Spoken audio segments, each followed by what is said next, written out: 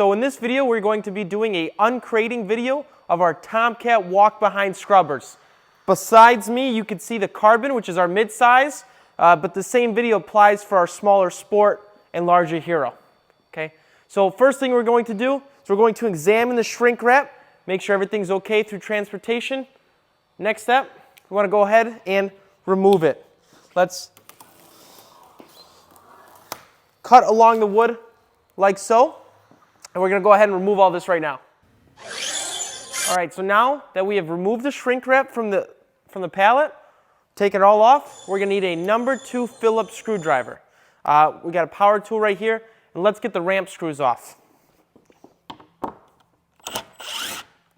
So now that we've removed the screws from the ramp, let's go ahead and let's take down the walls. We're going to need a couple things for that. We're going to need some gloves, some safety glasses.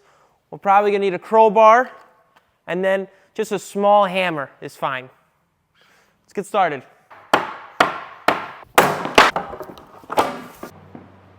Well, now that we got that all out of the way, let's go ahead and align this ramp down here. Make sure it rests on the ledge, and the nylon straps are in place.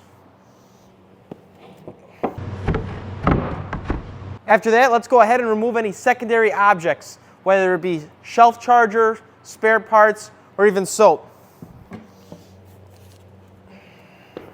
So now that we got that all out of the way, we're going to remove the squeegee so we can safely take it off the machine.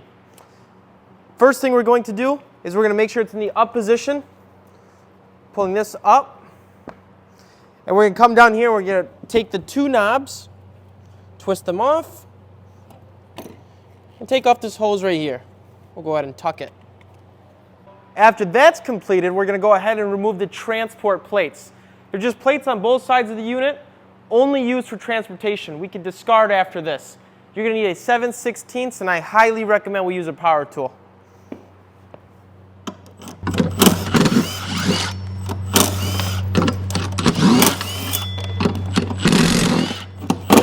So after we complete that, we're going to check for any wooden chocks on the scrub deck and or behind the rear tire. We want to make sure we remove that as well.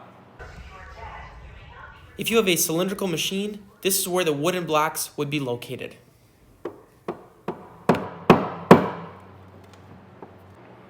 Okay, so we're almost there.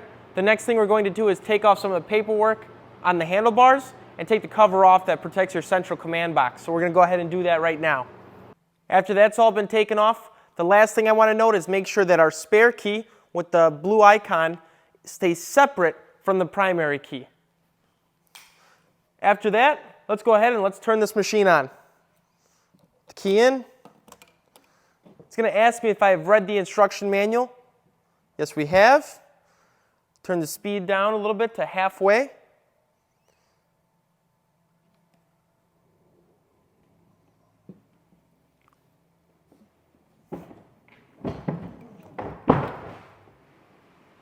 Well, now that the machine is off the pallet, the last thing we need to do, depending on the season, is drain the winterized fluid from the scrubber.